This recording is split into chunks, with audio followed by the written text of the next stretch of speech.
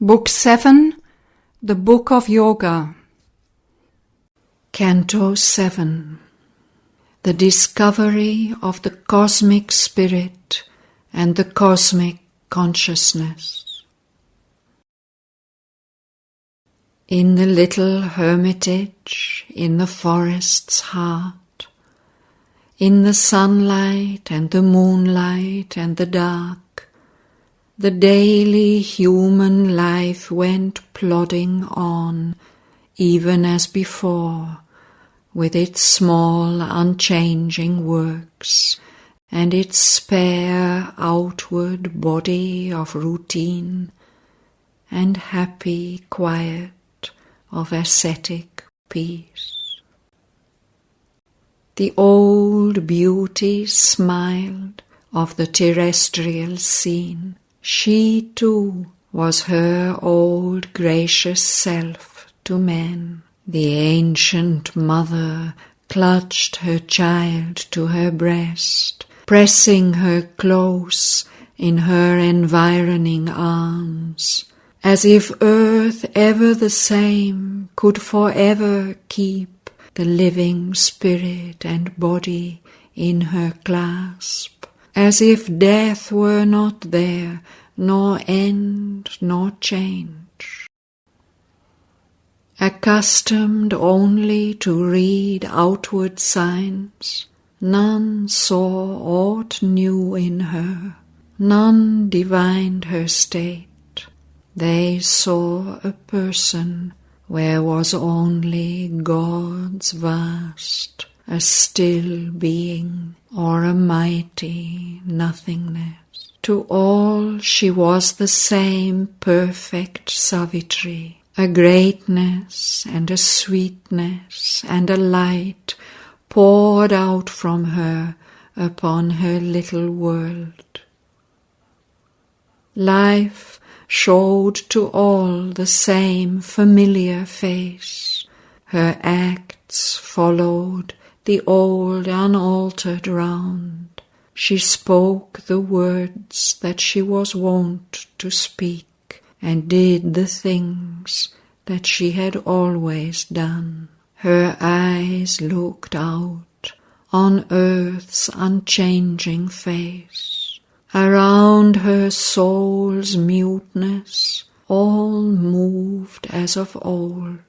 A vacant consciousness watched from within, empty of all but bare reality. There was no will behind the word and act, no thought formed in her brain to guide the speech. An impersonal emptiness walked and spoke in her. Something, perhaps, unfelt, unseen, unknown, guarded the body for its future work. All nature moved in her old stream of force.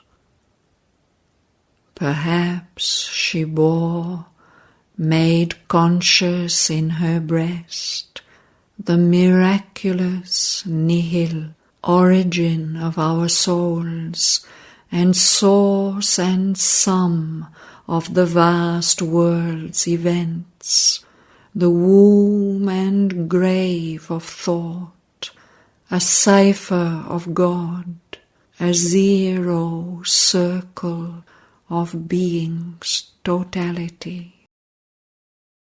It used her speech and acted in her acts. It was beauty in her limbs, life in her breath. The original mystery wore her human face. Thus was she lost within to separate self. Her mortal ego perished in God's night. Only a body was left, the ego's shell, afloat mid drift and foam of the world's sea, a sea of dream watched by a motionless sense in a figure of unreal reality.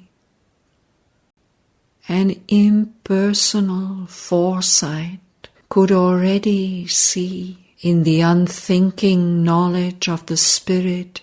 Even now it seemed nigh done, inevitable. The individual die, the cosmos pass.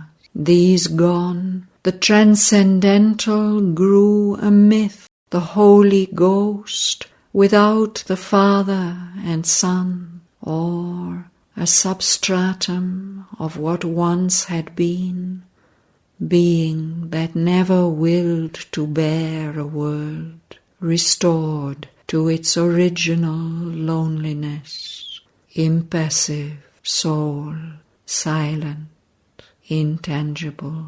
Yet all was not extinct in this deep loss. The being travelled not towards nothingness. There was some high surpassing secrecy, and when she sat alone with Satyavan, her moveless mind, with his that searched and strove, in the hush of the profound and intimate night, she turned to the face of a veiled, voiceless truth, hid in the dumb recesses of the heart, or waiting beyond the last peak climbed by thought. Unseen itself, it sees the struggling world and prompts our quest, but cares not to be found. Out of that distant vast came a reply. Something unknown, unreached, inscrutable, sent down the messages of its bodiless light, cast lightning flashes of a thought not ours, crossing the immobile silence of her mind. In its might of irresponsible sovereignty, it seized on speech to give those flamings shape, made beat the heart of wisdom in a word, and spoke immortal things through mortal lips. Or, listening to the sages of the woods, in question and in answer broke from her high, strange revealings, impossible to men. Something or someone secret and remote took hold of her body for his mystic use. Her mouth was seized to channel ineffable truths. Knowledge unthinkable found an utterance. Astonished by a new enlightenment, invaded by a streak of the Absolute, they marvelled at her, for she seemed to know what they had only glimpsed at times afar. These thoughts were formed not in her listening brain. Her vacant heart was like a stringless harp, impassive. The body claimed not its own voice, but let the luminous greatness through it pass. A dual power at being's occult poles still acted, nameless and invisible. Her divine emptiness was their instrument. Inconscient nature dealt with the world it had made, and using still the body's instruments, slipped through the conscious void she had become. The superconscient mystery through that void missioned its word to touch the thoughts of men.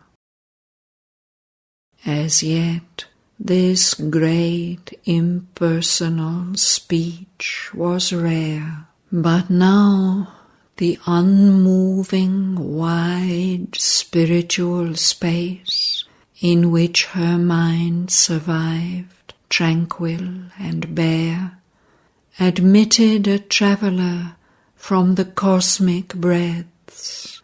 A thought came through, draped as an outer voice. It called not for the witness of the mind. It spoke not to the hushed, receiving heart. It came direct to the pure perception's seat, an only centre now of consciousness. If centre could be where all seemed only space, no more shut in by body's walls and gates, her being a circle without circumference, already now surpassed all cosmic bounds, and more spread into infinity. This being was its own unbounded world, a world without form or feature or circumstance. It had no ground, no wall, no roof of thought, yet saw itself and looked on all around in a silence motionless and illimitable. There was no person there, no centered mind, no seat of feeling on which beat events, or objects wrought and shaped reactions, stress. There was no motion in this inner world. All was a still and even infinity. In her, the unseen, the unknown, waited his hour.